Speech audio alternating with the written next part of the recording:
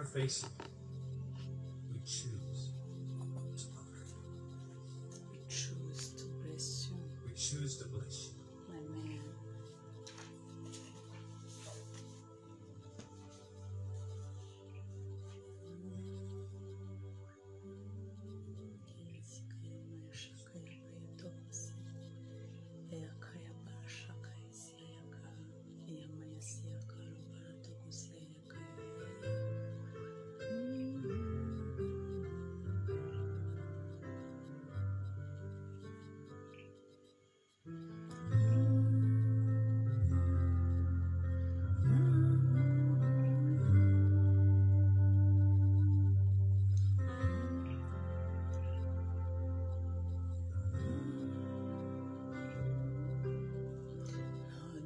So far away, Lord, you seem so far away, a million miles or more, it feels today.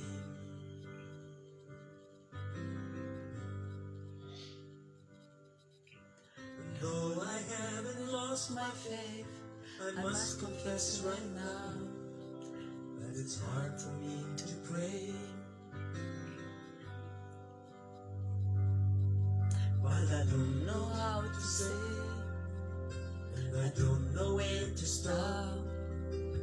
But as you give the grace, with all that's in my heart, I will sing, I will pray. Even in my darkest hour, through the sorrow and the pain, I will sing, I will pray. Lift my hands to honor you, because your word is true. I will sing.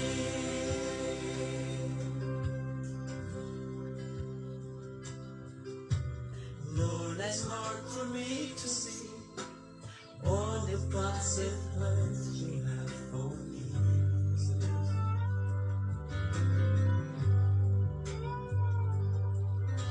But I will put my trust in you, knowing that you've done to set me free.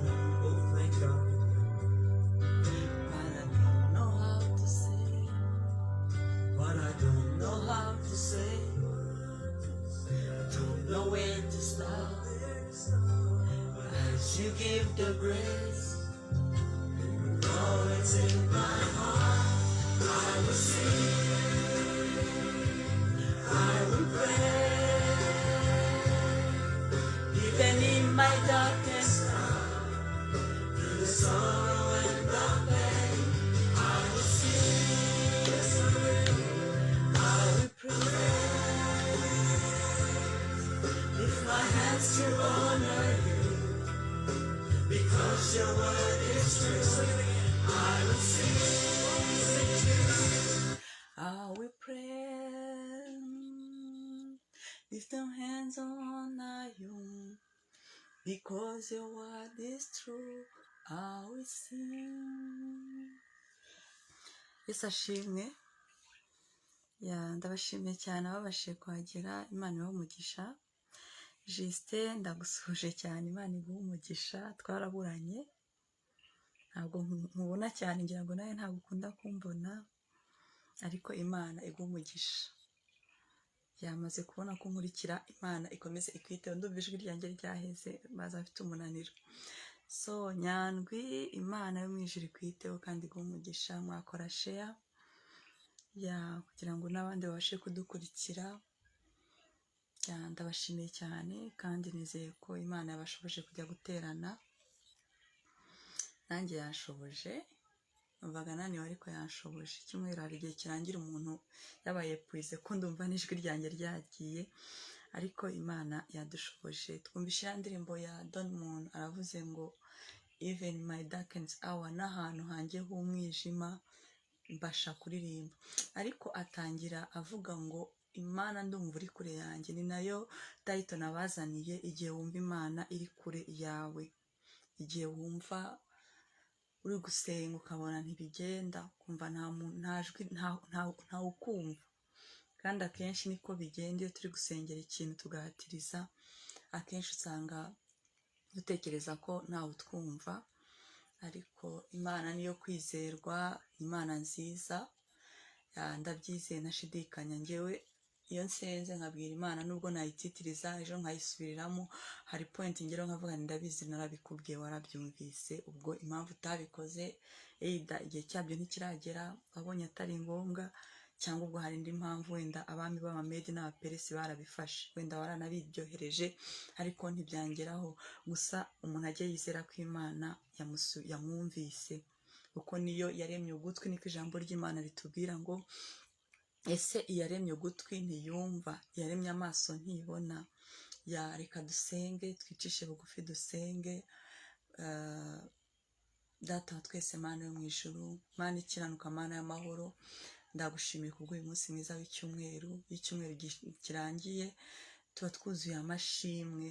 Ni ukuri singiye kukubeshya, icyumweru iyo kirangiye barimo twabonye ibibi, twabonye ibyiza, ariko iyo turi amahoro tukibasha kuvuga, tukibasha kuzamura ijwi, tukibasha kuvuga izina ryawe, biba ari ishimwe. Rero ndagushimiye ku bwanjye, ngushimiye ku bw'aba bankurikiye n'abazankurikira, Mwami Yesu Kristo ngushimwe. Kandi iyo utwongereye iminsi ni icyizere, nabyo ndabigushimiye. Ni nk'aho utubwiye ati mukomeze urugendo, ibyo mwasabye, ibyo mwifuza n'ibyo nteganya kubakorera byose muzabisanga imbere. So Mwami Yesu Kristo ndabigushimiye cyane, ngiye kwatura amaraso yawe yera mu mitima yacu, ku mibiri yacu, mu bitekerezo byacu, nijanditse mu maraso yawe, ari nako njandikamo abantu bose turi kumwe. Reka amaraso yawe atwuzura turengere, reka Mwami Yesu Kristo amaraso yawe adukureho imyanda yose iriho, kugira ngo Umwami Imana abashe kuturebana ibambe n'impuhwe. Reka amaraso yawe atembe mu mibiri yacu, kandi akuremo ibitakwiriyemo byose, kuko ijambo ryaravuga ngo igiti cyose kitatewe nawe kigomba kurandurwa. Reka Mwami Yesu Kristo amaraso ubwo atemba mu mibiri yacu, mu mitima yacu, mu bitekerezo, ahaza kugera agasanga hari ubusembwa, akureho ubwo busembwa. Niba ari uburwayi abukureho, niba ari mu mitima yacu agasanga hari ahantu humye hatameze neza, ikidakwiriye, igiti cyose kitatewe n'Imana, reka aya maraso abitemba nabisohore mu izina rya Yesu Kristo. Mwami Yesu Kristo, ndagushimiye kubw'ijambo ry'impumure wampaye nza gutanga. Reka Mwami Yesu ihumure rigende rigere kuri buri wese uza kuryumva, ihumure rigende rigere kuri buri muntu wese wumva iri jambo. Ndagushimiye, ushimwe kandi uhabwe icyubahiro. Emi Jackson, Imana ikomeze ikwiteho. So uyu munsi rero mfite ijambo rivuga ngo igihe wumva Imana iri kure yawe, igihe wumva urimo urasenga ukabona nta kigenda, igihe ubona ahubwo ubwo we expectinga kugira icyo ubona ukabona ahubwo bibaye negatifu, Mudage Imana iguha umugisha. Noneho nabazaniye ijambo riri mu Kuva igice cya 33, aho Mose Imana yamuhaye misiyo yo gutwara Abisiraheli ikabavana muri Egiputa akabakomezanya, ariko byageze mu nzira Mose maybe ko yagize santima yuko Imana idahari, arangira ayibwira ati ngiye rwose nutaza ngo tujyane aba bantu ntabwo mbajyana. Niko yageze akavuga. So urumva ko yageze akajya kumva urugendo arimo arakora, ageze ahantu yumva ko Imana ntayiri iruhande rwe. Nekereza ko nta muntu bitarageraho, ukumva Imana ntayihari, ukumva mbese usa nkaho uhagaze mu mazi, mu kiyaga kinini, uhagazemo wenyine utazi ngo ndaca hehe, ukareba hirya ukabona ntuhaheza, ukareba iburyo ukabona ntuhaheza, ukareba ibumoso ukabona ntuhaheza, wareba n'ibumoso ukabona ntuhaheza, ugashakana ba bantu bari inshuti zawe, noneho ntagire icyo bagufasha. Noneho hari n'igihe uba mu kigeragezo ukaba wabasha kukibwira n'umuntu akacyumva akakugira n'inama, ibyo sebo. Ariko hari naho ubwira umuntu, niba ari umukozi w'Imana, ukumva n'ibyo uri kumubwira ntabwo ari kubyumva. Ikindi kandi ugasanga ntagifitiye solution. Cyane cyane nk'ibigeragezo Imana yo yemeye ko bibaho kubw'igihe tuvuge par exemple, niba Imana ivuga ati uyu muntu nzamuha umwana mu myaka nk'ibiri, iyo myaka 2 ugasenga ukabaza Imana mbwira, ukabwira abahanuzi, ukabwira bose bakaba bafite capacity yo kuba banasengera n'abandi bakabyara, ariko icyo gihe ntibikubeho kubera target y'Imana, kubera igihe cyayo cy'Imana. Genda byibuka hari igihe nari mfite ikigeragezo nkajya nyibwira umubyeyi wanjye wo mu mwuka nkamwinginga nkamubwira akambwira anje bizashira ihangane, nkabona ariko nubwo ari kubimbwira nyuma mwuka araza kungendera arambwira ati rega nawe ni umuntu nta solution afite. Ni ukuvuga ngo hari abantu Imana yahaye impano zitandukanye zifasha abantu, ariko hari n'ibyo iyo ubwayo bigomba kwikorera bitari ngombwa ko hakora ibitangaza by'abaprofete by'abapasiteri bakomeye, abaganga. Hari ubwo ari igihe Imana yo yagennye kugira wenda mu gihe cyayo yabwiye bari abantu babajije Yesu bati se uyu ni kubw'ibyaha bye cyangwa ni by'ababyeyi? Imana iramusubiza ngo Yesu aramusubiza ngo ni kubw'icyubahiro cy'Imana. Bivuga ngo hari ibigeragezo tubamo ari kubw'icyubahiro cy'Imana, nta reference, nta muntu wabiguteye, ntaki. Imana yaremeye ko bibaho gusa kugira wenda, ariko akenshi naje gusanga ari ukugira ngo Imana iducure inkamba zituvemo. Noneho ikavuga ngo ku gihe nagennye uyu muntu nkurikije n'ukuntu akunda amafaranga, kugiye nagennye namara ku spirit yo gukunda amafaranga imaze kumuvamo, ageze aho amafaranga atamutegeka, ninyamuha azabasha kuyajera nibwo nzayamuha. Imana ibyo ijya ibyemera, umuntu akaba mu buzima bwa struggle, noneho na duke abona Imana ikamwisha kudusangira n'abandi, ikamwisha kutujera neza ku buryo noneho kandi ikanamuha n'umutima wo kudategekwa n'amafaranga. Muzarebe hari abantu kano kanya ushobora kumubwira ati hari miliyoni 10 zigeze kuri konti yawe, ntarare mu nzu ye, agahita yirukanka, imodoka ikaba yabasha no kumugonga. So icyo gihe hari igihe Imana idukiza ikaduha urwo rugendo ko turugendamo bitewe n'icyo yo itwifuzaho. Niyo mpamvu ni byiza kugirana ubusabane n'Imana kugira ngo umenye igihe urimo. Nje hari igihe najya mbwira Imana nkayibwira nti se iki kivuyeho ngaho mpereza n'ikindi nkigemo, ni kuko ndabona ariyo gahunda. So ariko Imana ni n'umubyeyi, bibaho bikabaho, ariko finally bikazarangira. Niyo mpamvu ubona no mu buzima busanzwe kugira ngo tugire skills runaka mu byo dukora bisaba ko tujya ku ishuri tukabanza kuri primaire. Niyo mpamvu ubona n'umwana muto yabisaba kubangisha kwandika, gusoma, ibintu byose ugasanga urabyiga, ukagera naho ujya kuri secondaire, ukajya kuri internat ukabayo. Hari periode yajya igera turi muri internat ukumva uraharambiwe neza, kuko ahantu uzahava bigenze bite. So bikagera ugakora n'ama examen, umwaka ukabona urashize, umwaka wa kabiri tujuka byiburaho ubuzinga imyaka urayibara. Ariko iby'Imana byo hari igihe utamenya ngo bizarangira ryari. Gusa ariko uko ugenda ukura mu mwuka, ukura mu ikizamini kimwe ugitsinda, ugenda ukigiraho experience, ku buryo umuntu waburaye ashaka kukubwira ati naburaye ukamenya icyo ari kuvuga.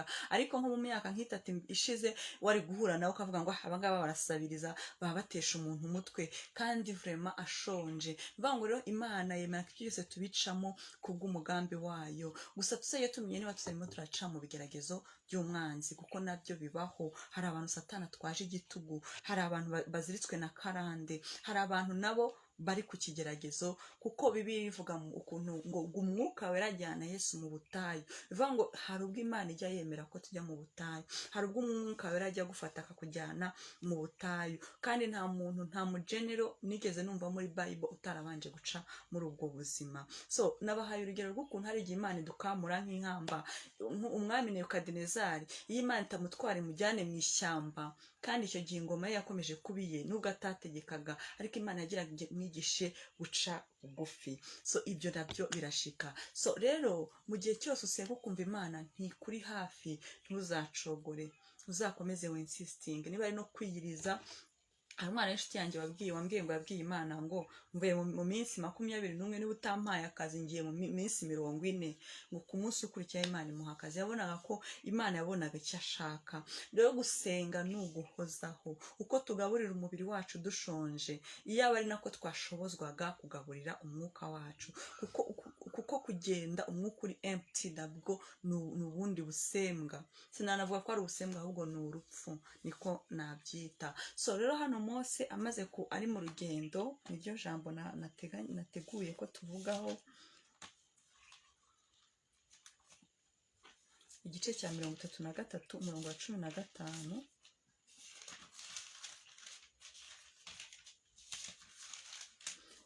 Mu murongo wa 15 haravuga ngo kaduhere hejuru ku 12. Ngo Mose yinginga Uwiteka kujyana n'Abisiraheli yereka ubwiza bwe. Ngo Mose abwira Uwiteka ati dore ujya untegeka uti jyana ubu bwoko ntumenyeshe uwo udutumanye. ntumenyeshe uwo dutumanye, ariko waravuze uti nkuzi izina kandi wangiriyeho umugisha.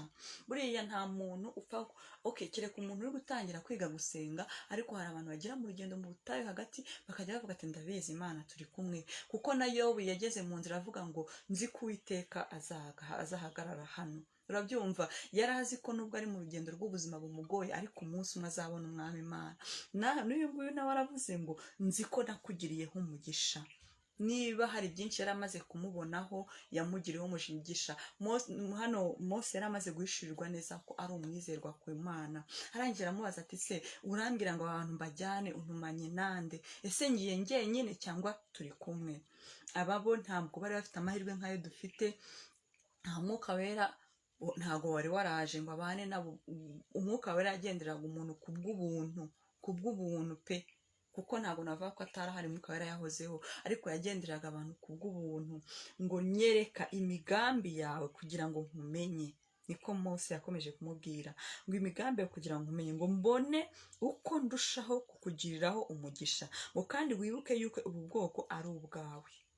Yaramwibukije ati nyaboneka uza aho wankuye ukanzana, nze ngugorera kano kazi, none ndumva ngenda njyenyine, none rero nyereka uwo tujyanye. Arangira anamwibutsa buriya kuba presi ni byiza, wibuke ko ubu bwoko ari ubwawe. Hari ukuntu abantu babindyarya ugasanga ntashaka kubwiza Imana ukuri, yibwiza ukuri, yibwiza uti ni ukuri uyu munsi iki ntabwo ngikora, bitewe n'uko nanjye maze igihe nkwinginga iki n'iki ntugikore, ariko ntibikuraho kujya. Ntabwo mvuze ngo muba abareberi mwivumbure, ariko ntibikora gukomeza gusenga. Ariko iyo ugiye gusenga Imana ukaba sincere, ukayibwira ni ukuri iki nagikora cyangwa iki ndacyifuza, ndetse wowe mbwira ugiye nko mu mwanya wanjye iki wagikora gute? Nawe urabona iki kigeragezo mazemo imyaka, ese wumva nakicamo gute? Ese ni gute wumva ko ikigeragezo nzakirangiza? Icyo gihe Imana iyo iteganyayo iguha imbaraga zo kukigendamo bitewe n'igihe yagennye ko uzakigendamo. Noneho Mose aba presi, aramubwira ngo wibuke ko ubu bwoko ari ubwawe. Hanyuma aramubwira ngo aramusubiza ati ubwanjye nzajyana nawe nkuruhure, ubwanjye nzajyana nawe nkuruhure. Niyo mpamvu ari manu ni Imana yayitanze, ari igicu cy'imbere ni Imana yakizanye, ari umuriro ni wowe wawuzanye, ari amazi yaturutse mu rutare ni Imana yazanye. Bivuga ngo muri uru rugendo naho waba ugeragezwa wumva Imana iri kure, tuvuge par exemple Imana ishobora kuba iri kure ku kibazo runaka gikomeye, ariko hari ikindi cyakemutse. Ni ukuvuga ngo hari ibyo Imana itanga by'urugendo byo mu butayu. Ibiryo byo mu butayu buriya nabyo birahaba, ntibiba bihagije, umuntu aba yitotomba, ariko nabyo biba bihari, kuko Imana nta gihe na kimwe izajya irekura abana bayo, kuko abayizeye bose nta gihe na kimwe bazakorwa n'isoni. Mfite umuvandimwe wajyaga akambwira ngo njye naho nagenda n'ibirenge, azinongaze nzi ko umutima wanjye uri kumwe n'Imana. Mvuga ngo bambwiraga ko naho yagenda atambaye inkweto, ariko avuga ati azirunganze nzi ko umutima wanjye utanshira urubanza, nizeye ntashidikanya ko Imana izantabara.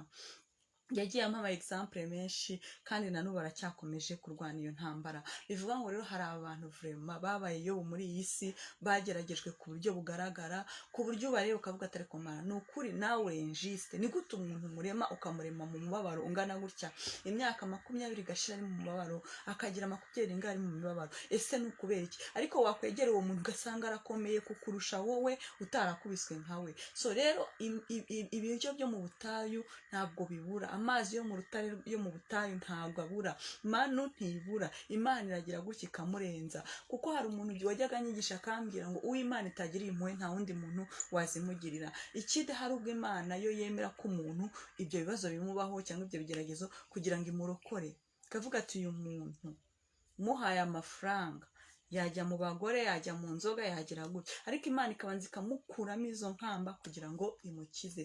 Niyo mpamvu biba bisaba gukomeza gusenga. Ndabizi no gucika intege bibaho, kuko Yohani igihe yarimo ategura inzira za Yesu, ngo yumvishe umuntu uri gukora ibitangaza, atuma abigishwa barababaza ngo ese ni wowe uzaza? Kuko yarananijwe n'abamunanije, ibyo yavugaga ntibabyumvaga, kuko nabo bari barabitegereje igihe kirekire, generasiyo kuri generasiyo. Ariko ageze aravuga ati ariko ibi bintu ni ukuri, hari igihe ugeraho ukavuga ati ariko ibintu mvuga bifite ireme, ese ibi bintu ndimo si ahantu njya gusenga sinsubizwe, ariko si Imana isubiza abandi. Noneho wabona nabi isi ukabona barasubijwe cyane, ukavuga ati aba bantu badasenga batazi n'Imana hirya niva, ariko bakaba babayeho neza banyuzwe, bimeze bite kuki nge Imana itansubiza? So Yohana nawe rero mubatize yaratumye ati mugende mumbarize, ese ni wowe uzaza cyangwa dutegereze undi? Ni ukuri umutima we warananiwe, yaravuze ati si umurimo ndimo ndakora mu myaka yanjye yose nkaba ntazi n'icyizere cy'igihe uyu muntu azazira. Ni nk'uko natwe tuvuga ngo Kristo azaza, isi izarangira n'iki,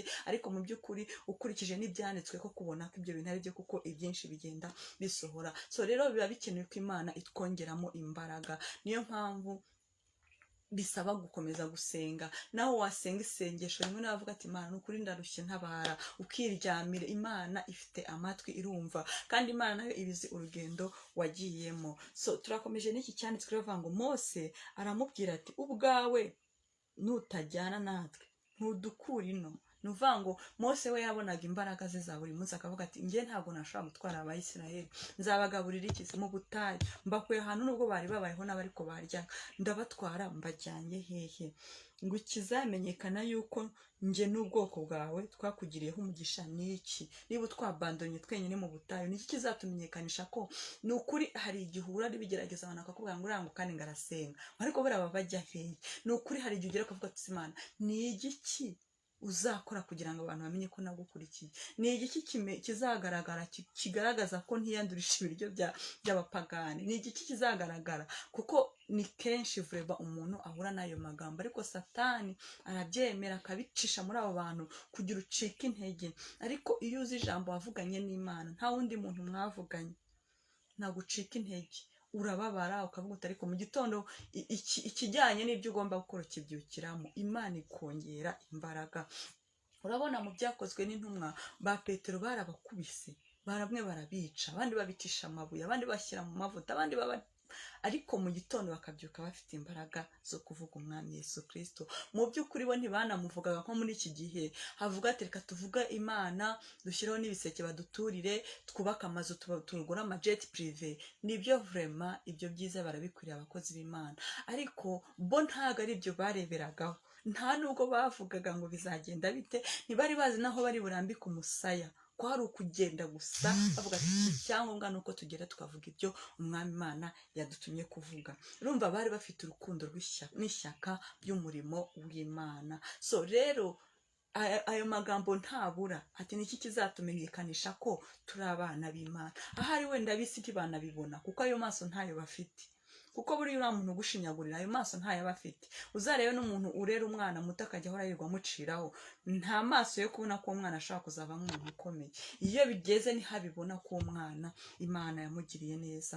So rero niyo umuntu abona umuntu aryamye ku muhanda cyangwa iki, ntabwo ajya yibuka ko ibihe bihinduka. Ukuriye ukuntu ubona ijoro n'amanywa bihinduka, niko n'ibihe bihinduka, niko n'ubuzima bw'abantu ibihe byabo bihinduka. So rero uyu musaza yabajije Imana yamaze ati se niki kizatumenyekanisha ko turi kumwe nawe? Nuko yari azi ko hari isi izabakanurira. Ubwo ariko se buriya bagiye bareke nibagera hari imbere bazicwa n'inzara, niko kwa Farawo bavugaga. So natwe rero muri ubu buzima bijya bitubaho cyane, ndabivuga ko ngewe byagiye bimbaho kenshi, ariko imbaraga umuntu agira ntumenya n'ahantu ziturutse. Ni ukuri iyo byagenze gutya wabaye down, Satani batazana ikintu gishaka nko gufasirita ubuzima amasaha nk'abiri, ariko ukajya kubona ukabona ugize imbaraga zo kubirwanya. Ni ukuri, ariko byose biva mu gusenga, kudatezuka, gukomeza kwihangana. So arakomeza aravuga ngo si uko ujyana natwe bigatuma njye n'ubwoko bwawe dutandukanywa. Wumve ukuntu yayivuze ngo bigatuma njye n'ubwoko bwawe dutandukanywa n'amahanga yose yo mu isi. Nuvuga ngo hari abana b'Imana hari n'ab'isi. Nuvuga ngo iyo umwana w'Imana ari guca muri urwo rugendo, ni ukuri isi iramwota, iramutaramana, iraseka, iramugerageza. Iyo noneho wari inshuti n'abantu b'isi utabizi, bahita baguhinduka batahati none asigaye yarigize umurokore. Ati ariko sibyo uzabivamo? Ati ngiye mbona rimwe na rimwe abarokora ari ibicucu. Hari umuntu wajyaga bimbwira ko ari inshuti yanjye, ariko umuntu utari igicucu, ni gute ibyo bintu byirirwamo? Niko bigenda, bagera bakakwita igicucu. Hari n'igihe ugira noneho ikigeragezo cyo mu bitaro, ukajya mu bitaro kwezi kwa mbere bakagusura banakwitayeho, amezi 2, amezi 3, amezi 4, ugasanga ntukibona n'umuntu uguhereza amazi, ugatangira no kugirana ubusabane n'abarwayi bagenzi bawe kugira ngo ubashe kubaho.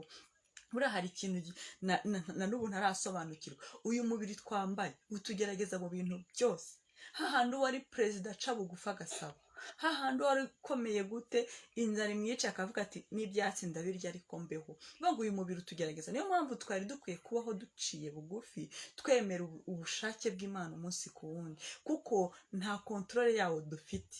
Uyu mubiri nta muntu ushaka kumbwira ko afite kontrole yawo. So rero nari mbabwiye ku bisi ati kugira ngo tubone ikintu kidutandukanyaho n'abanyamahanga, kuko biragaragara ko Mose yari abonye ko abanyamahanga barimo barabaseka, atari ko se buriya bwoko bwigize iki, ni bantu kibi bavuga ngo baragiye bazatungwa n'iki se? None se kuki batari baragiye kare bakamara imyaka magana angahe badukorera?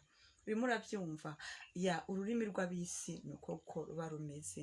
Noneho harabaza ngo ni iki kizatandukanya n'abisi? Uwiteka abwira Mose ati ku gice cya 17, Uwiteka abwira Mose ati n'icyo uvuze icyo ndagikora, kuko wangiriyeho umugisha nkakumenya izina. So iri ni ryo jambo nazanye uyu munsi ry'ihumure rivuga ngo n'icyo uvuze icyo ndagikora. Nta muntu nzi neza udafite icyifuzo kano kanya, udafite icyo yifuza ko Imana imukorera. Hari udafite akazi ahora yinginga Imana, ariko Uwiteka Nyiringabo baravuze ngo n'icyo uvuze icyo ndagikora. Hari uzi ngo ararwaye byararangiye ariko avuga ati byibura funga umwuka wanjye nitahire n'ubundi ndi kurushya abantu. Ariko Imana ibasha no gutanga amagara mazima, kuko n'ubundi niba yarayaguhaye ntabwo wowe warahoze umeze utyo, niba yaratanze amagara mazima. So Uwiteka Nyiringabo yabwiye Mose ngo n'icyo uvuze icyo ndagikora. Namwe nagira mbabwire ijambo ntabwo ari iryanjye n'iry'Imana yavuze ngo n'icyo uvuze icyo ndagikora. Noneho arongera ndagira ngo mbabwire n'abandi bantu bumva batentebutse. Ni ukuri baze gufata umwanya basome kino cyanditswe. Ntabwo ari icyanditswe cyandikiwe Mose gusa, cyandikiwe abana b'Imana bose n'abifuza ko abana b'Imana, kuko twese ntabwo turi mu rugendo rumwe, nta nubwo turi muri generasiyo zimwe. Niyo mpamvu ngiye ndi muri generasiyo y'iki gihe, Eliya ari muye, Mose ari muye, ba Nebukadinezari bari mu yabo, nanjye ndi mu rwanjye rugendo, nanjye ndandika icyanjye gitabo. So rero Uwiteka Nyiringabo baravuze ngo n'icyo uvuze icyo ndagikora. Mu Baheburayo igice cya 10:9 Bibiliya iravuga ngo nje gukuraho ibya mbere kugira ngo nkomeze ibya kabiri. Igihe cyose umuntu ari mu buzima bukakaye bugoye, ibyo biba ari ibya mbere byabaye expire. Umuntu akubaka inzu nziza abantu bakayitaha, ariko bwacya mu gitondo inzu ikamusaziraho, agatangira gufata abantu banyubakiye nabi, bikaba no muri periode adashobora no kuyisana. Ariko Imana ikavuga ati nje gukuraho ibya mbere kugira ngo nkomeze ibya kabiri, kuko hari ikintu muri iyi si muzi kitawe expire, ntacyo. Umubiri urasaza, ubukire umuntu ashobora kubusazana ariko akazapfa avuga ati nubwo nakize narirukanze nagize gute, nakuyemo amadiyabete, nakuyemo n'ibindi birwara. Nta kintu kiba muri iyi si kitaba expire. Gusa ariko ngo abakomera ku Uwiteka ngo bazamera nk'ikizu, bazaguruka, bazamera nka igo. Sibyo? Ni ukuri Kaleba aravuga ngo ngo imbaraga mfite ubu ngo nizo nari mfite nkiri n'umusore. Aravuga ngo mu myaka yanjye 45 ngo imbaraga nari mfite nizo mfite ku myaka 40, kubera ko urugendo rwe yagendanye n'Imana. So rero nashatse kubabwira iryo jambo rivuga ngo n'icyo uvuze icyo ndagikora. Nuzajya wumva utentebutse, ujya muri Bibiliya wibuka ibyo Imana yavuze byose, kuko biravuga ngo yatangiye umurimo muri mwe no kusohoza izawusohoza, kandi nta kintu na kimwe kidashobotse. Ngo kuko ibintu byose bidashobokera abana b'abantu, ngo ku Mana birashoboka. Imana ni Imana ishoboye byose. Imana ni Imana y'urukundo, ni Imana y'inyempuhwe. Niba ari Imana yabashije gutanga umutima ababyeyi bagirira abana babo, abo ni ababyeyi beza, none se yo ifite ububyeyi bungana gute, n'inyempuhwe bingana gute? Nta kintu na kimwe idashoboye. Ni ukuri abari mu rugendo barugejeje hagati, Imana ibuzuzemo imbaraga, mbateho imbaraga z'Imana zibuzuremo kugira ngo babashe gukomeza urugendo. Abumva nabo bagiye kurusoza, Imana ibaha imbaraga zo kugerayo. Be kumera nk'aba bakristo bagiye bakagera muri cya kibaya bakahaguma, ikibaya cy'amaganya. Buriya hari igihe umuntu ananirwa mu rugendo agatangira akaganya. Ikibaya cy'amaganya buriya ni kibi, gishobora gutuma uhaguma ukahamara imyaka kandi wari ugiye kugerayo. So Imana rero bakomeze, bahe gukomeza urugendo, ibaha imbaraga. kuko iyo hari igihe umuntu agera mu kigeragezo n'ukuri akatangira akavuga ati ese Mana yanjye uri hehe, amaganya akamwuzura, satani nakamuzamo ibitekerezo bibi, umutima akawumunga. Ariko ndagira ngo mbabwire ngo muhaguruke mufate inkoni muzicumbagirire, ariko mukomeze urugendo, mukomeze mujya aho mujya, mukomeze rwose nubwo aho tujya tutahabonesha amaso, ariko birava ngo kwizera ni ukumenya udashidikanya ibyizerwa ko bitazaba. Ni ukuvuga ngo ndabizi uko biri kose nzabibonesha amaso, uko biri kose. Nkunda kugaruka ku isengesho Yona yasenze, yaravuze ngo nzi ko Uwiteka, urumva kanze nkarebe muri Yona igice cya 2 ngo nzi ko nzongera kubona urusengero rw'Uwiteka, kandi yari munsi y'amazi urufi rwamumize. Ariko aravuga ngo ndabizi neza ko umunsi umwe nzongera kubona urusengero rw'Uwiteka. Ni isengesho ryo kwizera.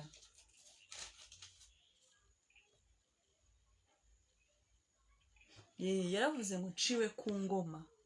Yona 2 igice cya 5 ngo ndavuga nti nciwe imbere yawe, ariko nzongera kureba urusengero rwera rwawe rwera. Nuvuga ngo yaragize isengesho ryo kwizera. Buriya ni akantu umwuka wera ashyira mu mutima. Muzareba abana b'abamayibobo, oya kandi kuvuga abamayibobo, abana b'abakarani mu gitondo cya kare baba bafite vitesse, ntabwo baba bari butege, baba bari bugende n'amaguru aho bagiye gukora ako kazi, bambaye amataburiya yabo bihuta, bafite vitesse. Buriya ziriya ni imbaraga zidasanzwe. Kuryama unaniwe wiriwe wikorera imizigo, wikorera imitwaro, ariko mu gitondo ukumva ugomba no kubyuka ugakaraba ugahita usubiraho ukagenda. Ziriya ni imbaraga zitangaje. So rero Imana itwuzuyemo imbaraga zo gukomeza urugendo. Ngiye nkunda gusengera abantu barwaye, kuko niba baba badafite icyizere cy'ukuntu bizagenda. Hari igihe umuntu ahomba muri business akavuga ngo nta kibazo, ubwo nahombye ndabyemeye, ejo basi nibwo nahombe nashoye $5,000,000, ejo nzashora 2 narisigaranye, noneho mpindure strategy. Ariko umuntu urwaye akivuza bikagera noneho ya ndwara abaganga bagatangira kuyibura, kandi ababara arembye, bikagera naho bavuga bati mu mucyurage mu rugo, ibindi mubiharire Imana. Nta cyizere, nta nubwo aba afite ngo arabicisha aha. Hari umuntu recently nabonye ashaka kujya i Buraya kwivuza, ariko ndamwitegereza ndavuga Mana, cyakoze iyaba wamuhishuriraga icyo yaba akabiye kuba yakora ubu ngubu, birashoboka ko i Buraya bamuvura. Ariko birashoboka ko niyo dernier secours, nese iyo umuntu yagiye i Buraya yavuye ahandi ajya ni hehe. Hari umuntu nzi wagiye kwivuza kanseri muri Amerika, hashize iminsi mubona CH kari kwirukanka ngo ari kwivuza, nabwo muri Amerika baramunaniwe, yaragarutse CH. Bivuga ngo hari igihe sekuru ya nyuma yose nayo iba wayepwije, wayimazeyo. Ari Imana yonyine isigaye. Ariko sinifuza ko tujya dukonsulta Imana byabaye ibya nyuma, ahubwo tujye tuyikonsulta ku munota wa mbere. Kuko buriya n'umuntu Imana yateganyije yemeye ko arwara indwara izamara imyaka 3, ku munota wa mbere nubwo yatangira gusenga, Imana imuha imbaraga zo kuba muri icyo kigeragezo.